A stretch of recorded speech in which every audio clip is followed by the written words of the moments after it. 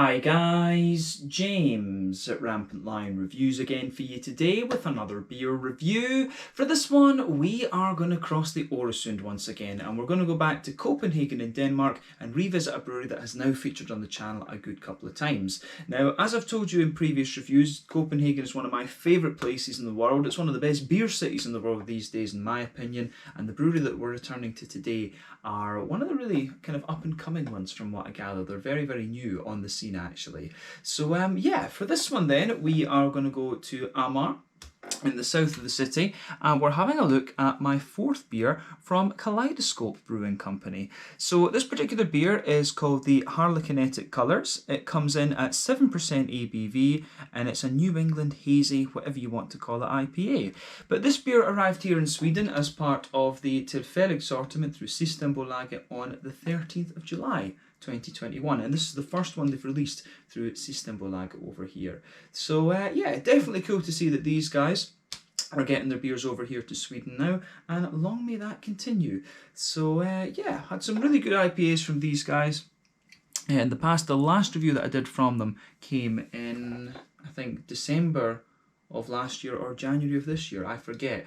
But yeah, I had two beers from these guys fairly recently in fact, but nice to return to them. Fingers crossed this is another good beer, and I hope that you guys enjoy my take on this one as well. So let's see how we get on. Always nice to review some new Danish beers for you here on the channel as well. But yeah, as always with my reviews then, I'll tell you a little bit about the brewery before we taste the beer. If you want to get straight to the tasting, just fast forward.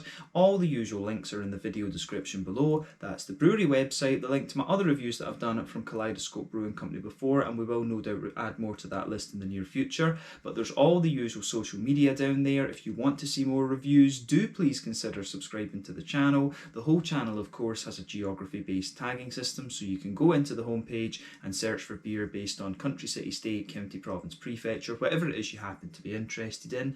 Do check out the playlist of beers from different countries. There is one there for all the Danish beers that I've reviewed for you, and that's constantly being added to. And as always, please do get in touch and let me know some of the other beers and breweries that you guys would like to see me review. It's always great to hear from you guys that are watching the videos, and the support that you show the channel is hugely appreciated. So anyway, on to my brewery notes then to tell you a little bit about Caleidoskope then. So Caleidoskope Brewing, as I've mentioned to you already, are based in Copenhagen, and this is the brewing project of the owners of Peder's Bar, which you'll find quite close to the Rådhus, the townhouse in Copenhagen. You can walk there in about 2 or 3 minutes.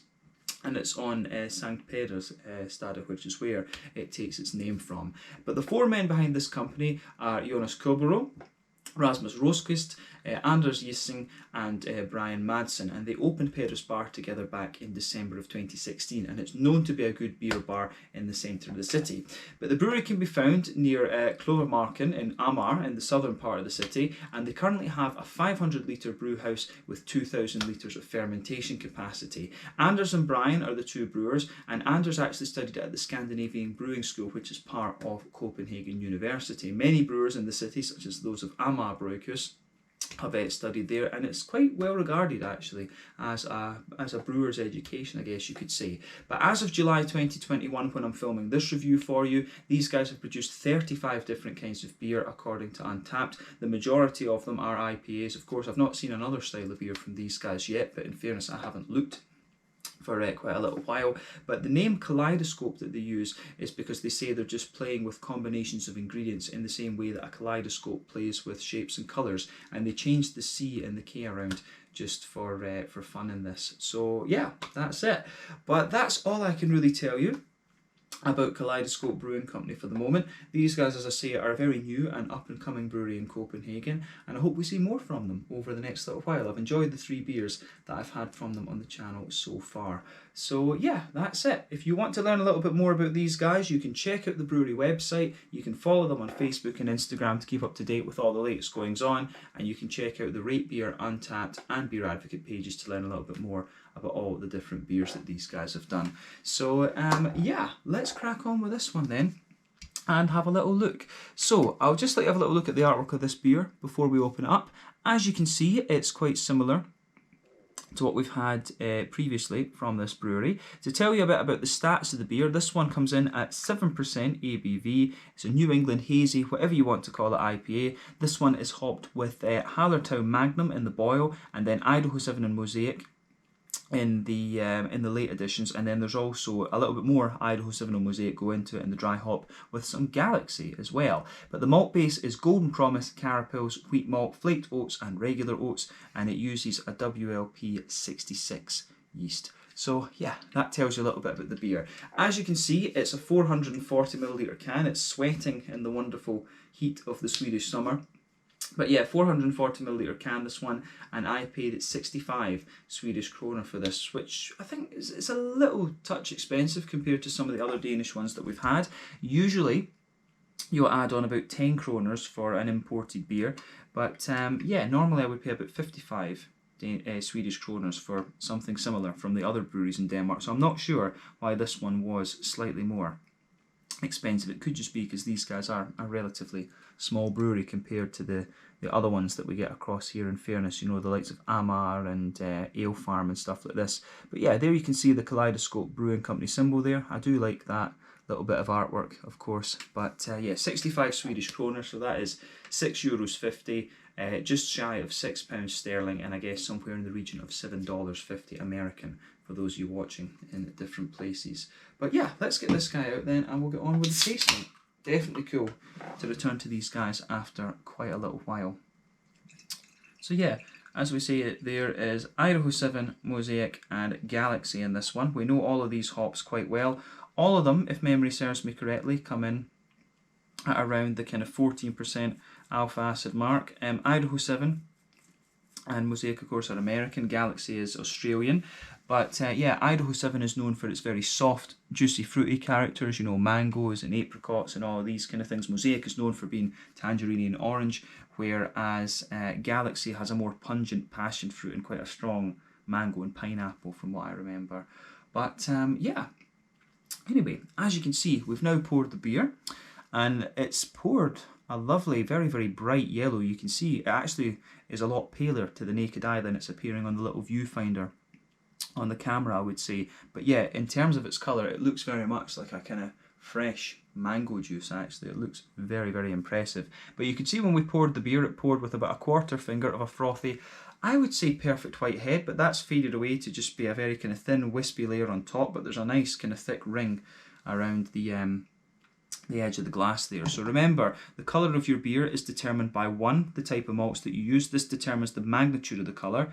2, the length of your wort boil. The longer you boil the wort, the more the sugars caramelise, thus you get a darker colour beer. Any adjuncts in barrel aging, of course, can play a role, but when it comes to New England IPAs, then it's very unlikely that is going to play too much of a role in determining the colour of your beer. These ones, they tend to depend on the malts. The type of malts and the length of the wort boil. A New England IPA like this is going to typically undergo a wort boil of 60 to 90 minutes. But the level of haze in this one, I have to say, is very impressive. I'm seeing the glass is sweating just because of the heat. But yeah, you can see that there. The level of haze on this one is pretty damn impressive. So remember, the level of haze in these New England IPAs depends on the wheat content, and the oat content in the yeast is also going to play a role in there as well. So it can vary from brewery to brewery, recipe to recipe. You know, theoretically speaking, as you go up the ABV scale, you should get more haziness out of the beer because there's more wheat and oat in it, but that's not always the case. You can actually get some very light looking or very, you know, quite opaque looking triple IPAs, and at the same time you can get ones that have got a sort of natural hazy type thing to them as well. There's no real rule about that. But in terms of what you would expect appearance wise from a New England IPA, this one is exactly what you would expect, to be honest with you. But yeah, definitely the level of haze on that for a 7%, I think, is very impressive. That is pretty much just like fruit juice. Gloop, soupy and gloopy, really on the soupy gloopy end of the scale, that. So yeah, let's take a look at the aroma then and see how we get on with this one. I have to say, very, very curious about this beer. I got a little whiff of it when we opened it up. My alarm going off, it's annoying. But yeah, I got a little whiff of this one as we opened it up, but let's take a proper look at it now. Yeah, the aroma of this is very, very nice. Now, first off, I'm going to say that the malty side of this one is quite interesting actually. So when it comes to these New England IPAs, in my opinion, there are 6 different directions you can go. They can be farmhousey and yeasty, they can be rye leaning and grainy, wheaty and bitey, oaty and creamy, barley malt leaning and bready, or they could be a little bit sweeter and more brown sugary leaning. And quite often these beers will demonstrate a couple of these different characteristics, and this one does have a little bit of that. So when you go into this beer and smell it, you can certainly smell a mix of different things. So you can smell like a soft white bread there, and it comes across as a little bit, fresh in a sense. It almost comes across as being a little bit like, you get a fresh bread loaf and it's still got a wee bit of the flour on it and things like that. It does come across like that in a sense. But yeah, you just get a little bit of that out of this one, but you can also get a wee bit of wheaty bitiness, and you get a lot of oaty creaminess out of this one as well. So there's a few different things going on in here, definitely. You also get a little touch of sweetness, which I'm guessing will be the Golden Promise in this one. Golden Promise is a lovely malt to put in these New England IPAs.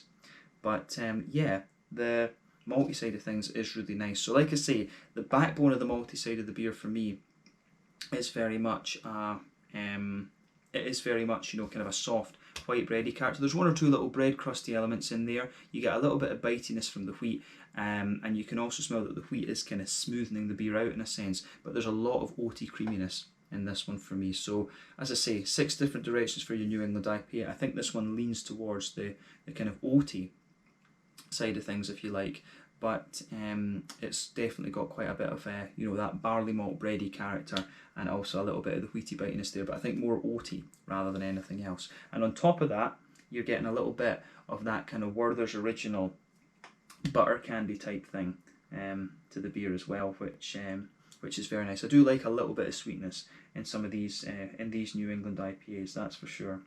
But yeah, malty side of this beer is very, very nice. It's got a little bit of bite and a little bit of smoothness and sweetness, but quite a creamy one overall, I would say. So yeah, in terms of the hoppy side of things then, so hoppy wise, I would say that this beer, the green component that you get out of this one is actually, quite light, and overall quite, it is quite light and overall quite fresh in a sense. So there is a wee tiny touch of earthiness out of this one, and you're going to get that from the Magnum in this. You can smell a little bit of that kind of smoothness in there. There's a nice kind of bright floral aromaticity, and there's also a very light sort of grassiness to it. I mean, the New England IPAs, remember, are very dependent on the on late edition hops rather than early edition hops. West Coasters have a lot more early edition hops. Those are the ones that give you the bitterness, and the late edition hops are the ones that give you the flavour and the aroma. Of course, it's usually within the last half hour of the boil. But yeah, the green component of this one, when you take it in a little bit more deeply, of course you'll get those more kind of pungent, deep floral aromatic notes to it. There's a little bit of spiciness there, but when you're just smelling it generally, it's got quite a smooth but still quite bright floral aromaticity. There's a bit of a lighter grassy note to it and a wee touch of citrusy zest and a little bit of earthiness in behind as well. So yeah, I do really like how the aroma of this beer comes across on the green side of things. So just be aware of that. Be aware of that with this beer. It's definitely worth just taking a wee bit of time to ponder over the aromas of these things before you taste them. But let's go on to the fruity side of the beer before we do actually taste this one. But yeah, I think we've covered the green component quite well. So the fruity side of things is actually kind of interesting in this one, because when you've got Galaxy in there, you would expect a little bit more pungency from passion fruit. And I mean, you do get a little bit of the passion fruit pungency there, but there's a lot of juicy mango to it. You do get those softer apricot-y notes, and you get a little bit of the pineapple as well. So both the Idaho 7 and the Galaxy are showing their head in this one, but you also get a little bit of, as I say, you get a little bit of a, as I say, there's a little bit of a passion fruit to it. There's a little bit of a kind of mango-y sort of thing. But yeah, just to sum it up, I think it is kind of what I've said. There's a wee bit of a stronger passion fruit there, especially when you take it in a bit more deeply. You get the stronger passion fruit. There's a juicy mango. There's a wee bit of a pineapple, and there's a wee bit of a There's a wee bit of a pineapple, as I say, and then you get a few apricot and kind of papaya notes in there. So I think the more complex side of things will be coming from the Idaho 7, because Galaxy in my mind has always been a little bit more straight shooting, passion fruit, pineapple, and a bit of mango, of course. But Idaho 7's got the papayas, the apricots, and things like this in there as well, and a few other bits and bobs. But yeah, the tropical side of this beer is really nice and really juicy, but you can certainly get a little bit more of that oily tangerine note from the Mosaic in this one as well. At the front of the nose you can really smell that more oily, juicy tangerine note from Mosaic for sure. Mosaic's very distinctive, I find, as well. Mosaic will of course contribute a little bit to the earthiness of the beer overall as well. But let's get the last of it into the glass, and then I think it's about time that we have a taste of this beer then. So yeah, this one, just checking that it's lined up nicely. This one is the Harlekinetic Colours, 7% New England Hazy IPA, whatever you want to call it, from Caleidoskope Brewing Company in Amager in Copenhagen. Also part of Peder's Bar in the centre of the city as well. But yeah, cool to see these guys getting some of their beers over here to Sweden. But you can order them through Glassbanken as well, just so you know. But yeah, let's get stuck into this one. Slange, skål, cheers.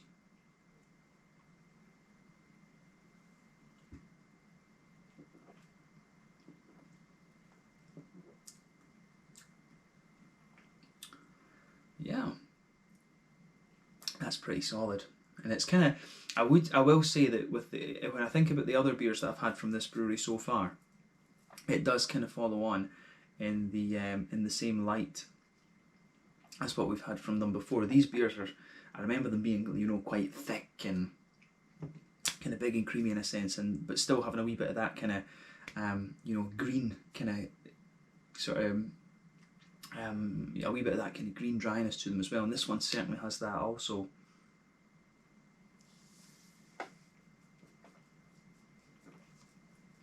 And you can see just from looking at the liquid how thick this beer is, but I'm going to say that's another solid beer from Caleidoskope Brewing. They've done a solid job with this. So yeah, where do we start with this one? I'll also say as well that on first impressions the wheat is a little bit more prominent in the flavour of this beer than the aroma would give the impression of. So yeah, that's another point to make about this.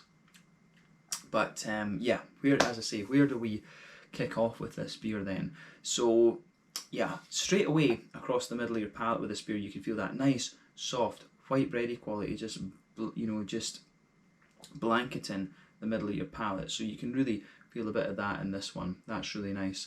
But the as you say, as you go further into it, I'm just finding this beer it's drying out quite a little bit. You do get quite a bit of dryness in that middle third of your palate too. But yeah, middle third and back third of your palate, backbone is a soft white bready character there. On the back third of your palate you get a bit more wheaty pungency, but we'll come to that later on. But yeah, let's focus on the middle third of your palate. So yeah, middle third of your palate, the soft white bread is forming the backbone there. There's one or two grainy elements to it as well, but if you go to either end of the that middle third of your palate, you will get more of a kind of bread crusty element out of this one. And on top of that kind of barley malt bready base, you can feel that the wheat is also playing a little role in kind of smoothing the whole thing out. Then on top of the wheat, you've got that thick, creamy, oaty layer to this one. And when you've got regular oats and flake oats in it, you know, it's going to be quite powerful, and you can sort of feel that in this beer as well. This is quite a big, thick, creamy beast of a thing.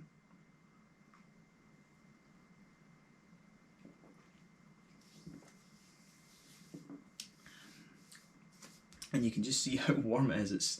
The glass is still sweating. But yeah, it's actually not as bad. The temperature's not as bad now as it was before.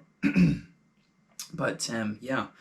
So yeah, on top of that kind of smoother wheaty layer there, as I say, you get that big, thick, oaty kind of thing, and you'll feel that in the middle, that middle third of your palate, there's almost like a circle right in the middle of your tongue, and you can feel that's where the golden promise is starting to come out. So you get a wee bit of that more kind of that, you get a little bit of that kind of butter candy, butterscotchy sort of thing in the middle of your palate. And there's maybe just a wee hint of a kind of McVitie's digestive biscuit And this one as well, just sitting on top of that. But yeah, this beer's got a really thick malty backbone to it, and I like that. I do like that. I think that's probably why I enjoyed these Kaleidoscope beers, because they were just, you know, these are like really soupy, big, gloopy, soupy New England IPAs that you'll find from this brewery. Absolutely. And this, as I say, this follows on in the same light with what we've had from them before. But I think that covers the middle third of your palate, to be quite honest, in this one. If you've had a beer or two from these guys, this one is quite similar to what's gone from them previously.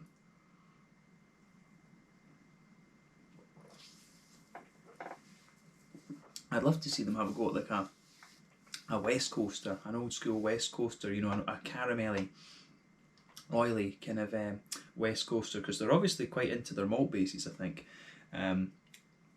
So yeah, a big oily caramelly West Coaster from Caleidoskope, I think, could be a very interesting proposition. But anyway, let's focus on the other parts of the beer then. That's the middle third of your palate covered. So border region between middle third and back third of your palate. Then on top of that, you've got a nice little bit of a kind of bread crusty sort of thing.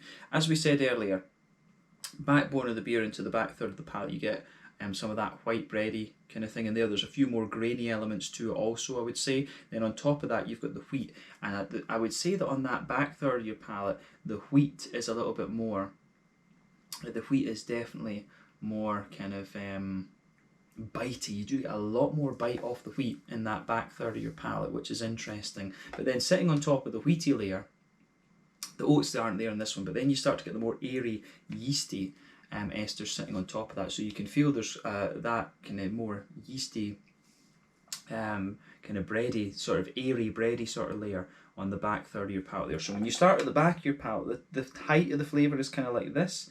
It condenses down as you go further forward, but then you go into the middle third of your palate, and the beer still feels pretty damn thick because of the you know, the sheer magnitude of oats in this beer.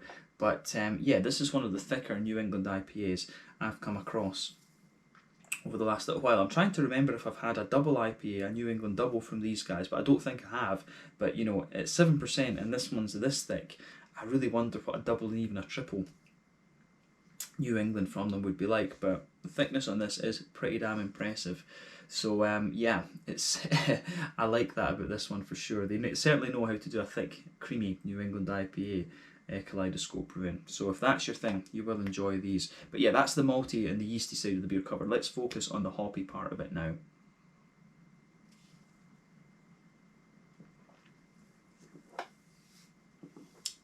So yeah, back corners of the palate, you've got a nice little bit of earthiness there, and then as you move further forward, it really does get quite spicy and floral on this one. I'm not sure what percentage alpha acid the German, the Hallertau Magnum is. I've got a feeling it might be like 8 or something. But yeah, it does give you a good little bit of spiciness there. You can feel that coming forward. So you've got the brightness in there, but you do have that slightly higher alpha acid sort of spiciness. But then round the front curve of the palate, you do have a lighter sort of grassiness to the beer as well. And there's a wee bit of a zesty character in there as well, but I'd say the kind of floral aromatic sort of thing that comes out of this beer as well is it's really nice actually. So yeah, this beer's got a good green component to it and a good bit of a green backbone. I don't know how fresh this one will be actually, because this is one of the things with New England IPAs. It says, oh, it's canned on the 9th of June, and so today is the 15th of July.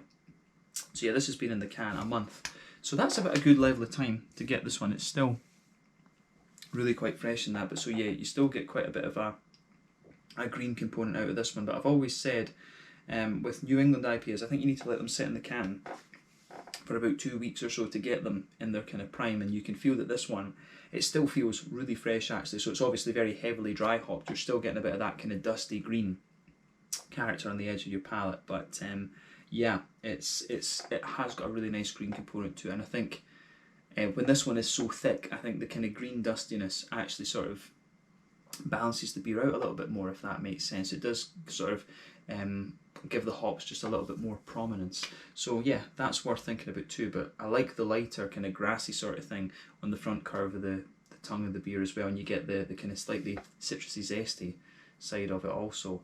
So yeah, that's another interesting thing to take away from this one, definitely.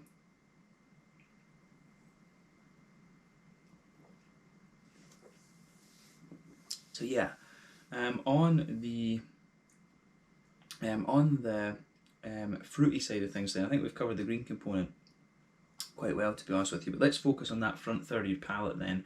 So border region between front third and middle third of your palate, you get a nice little bit of bready build up once again. There's a wee bit of bread crusty character to that, of course, but then the base of that front third of your palate, you can feel a bit of everything. You know, you can feel some of the soft white bread there, but I think it's the wheat actually, the smoothness of the wheat that becomes the most prominent thing, and maybe there's a little touch of the oaty sweetness as well. So you've got this base layer on the front third of your palate, then on top of that you get that nice oily bubble where the juicy fruity esters roll their way out of the beer, and as I was suspected from the aroma, the flavour of this beer plays out in quite a similar way. You know the hops in this, if you know the hops in this beer, it's giving you exactly what you would expect from them, to be honest. So let's break that down for you then.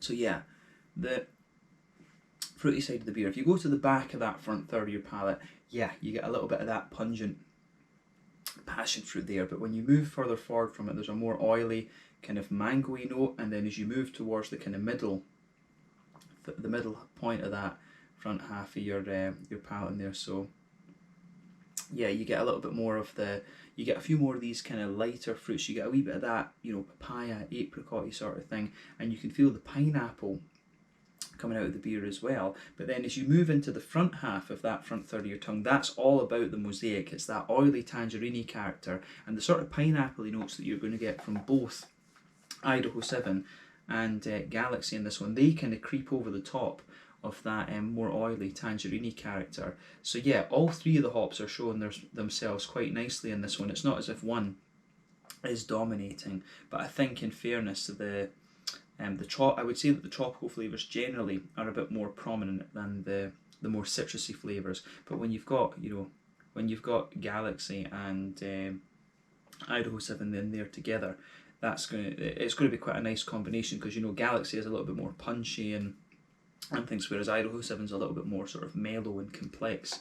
So yeah, it's a nice combination that, but it would make sense when you've got two of these guys in there that the tropical fruits are a bit more prominent, but none of the three hops individually are showing their head too much, if you like.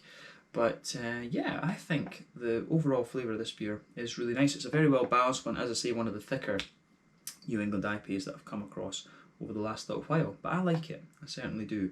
So yeah, I think we can leave it at that for the tasting section of this. The thing you will notice about this beer, the further you go into the flavour, some of the dustiness from the green side of things comes out, and you get a little bit more kind of wheaty bitiness out of the beer too. So I very much like how that goes together in this one. So yeah, big thumbs up to Caleidoskope Brewing for this. But let's round off the review with the mouthfeel then. But I think probably you've guessed quite a bit of what I'm going to say for this already.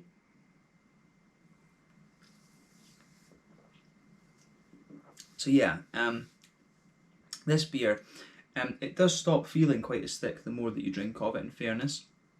But I would describe this one as being at the top end of mid-bodied.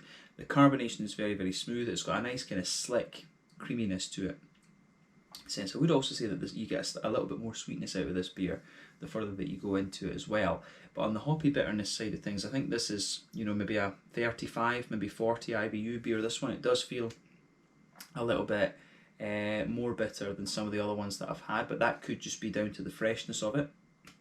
I always find these New England IPAs can feel a little bit more bitter in the early stages after canning than they actually are. So this one either could be a standard 30, or it might be a little bit more and be nearer 40 IBUs. Hard to tell. But the malt base in this one, as I say, nice kind of, it's nice and soft and smooth underneath. It's got a lot of big thick kind of creaminess to it, just a little touch of sweetness. Then the fruity side of the beer has a good balance between tropical and kind of citrusy, but I think the tropical notes win out in the end and dominate a little bit more.